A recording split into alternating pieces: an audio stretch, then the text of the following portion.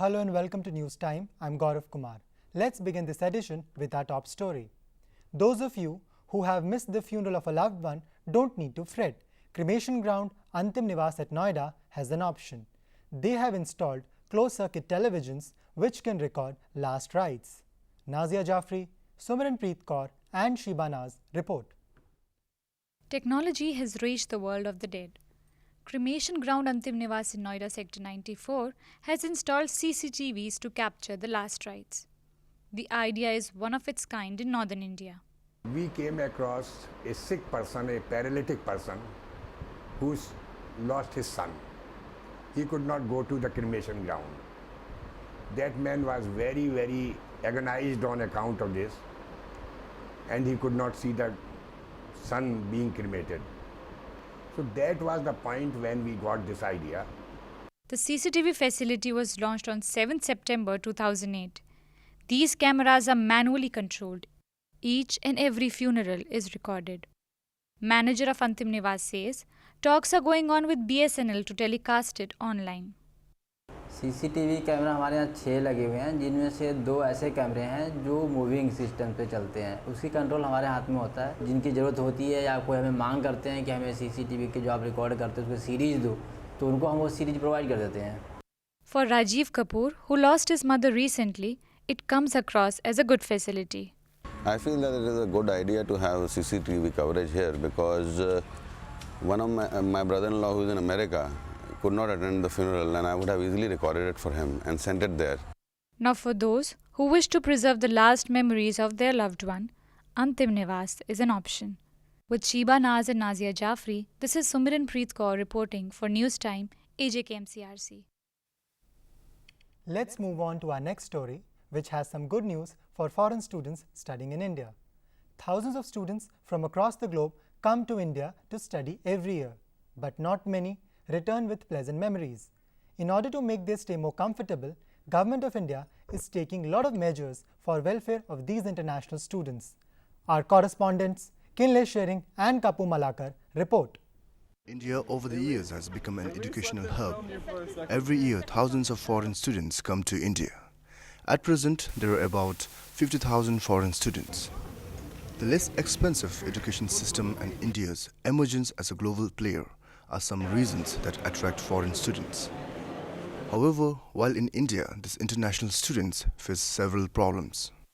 Creative problems. I guess all foreigners staying for more than 6 months have to go to the FRRO, which takes like at least 1 day. I think the most tricky problem is the problem of the status, as if there was no status for us, meaning that we are under an exchange program and we are called casual students.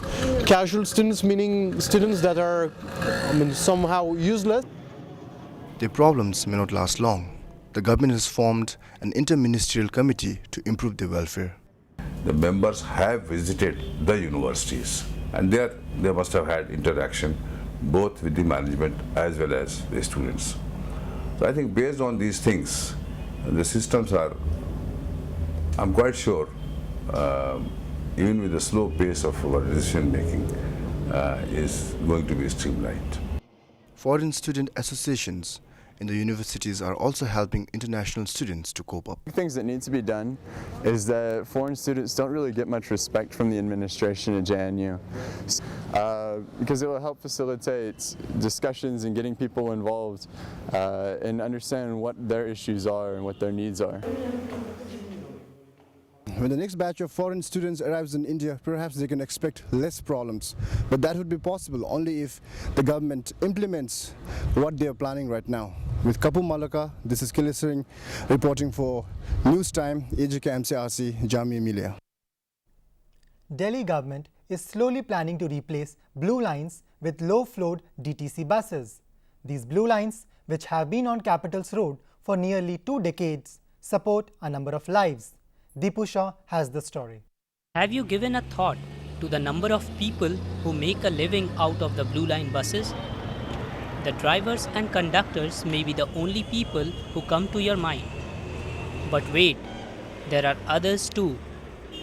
A small businessman in Shakarpur in East Delhi supplies water to the drivers and conductors of the Blue Line buses. He employs 6 laborers for this. They bring water from the nearby Mandavli water tank at 5 rupees per jar. Their employer in turn pays them rupees 3000 per month for this job. They charge rupees 15 from the bus drivers. There are more than 50 such points at various routes in the city. About 250 laborers are employed. However, with the coming of the low-flow DTC buses, the water suppliers will lose their business. You see, already the phasing out is going on.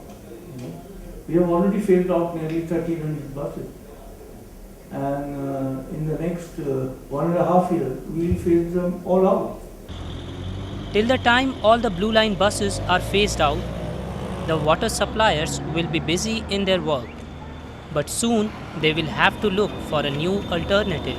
With Gaurav Kumar, this is Deepu Shaw for News Time, AJK MCRC, Jamia. That's all we have in this edition. Keep watching News Time. We will be back next week, same day, same time. Till then, goodbye.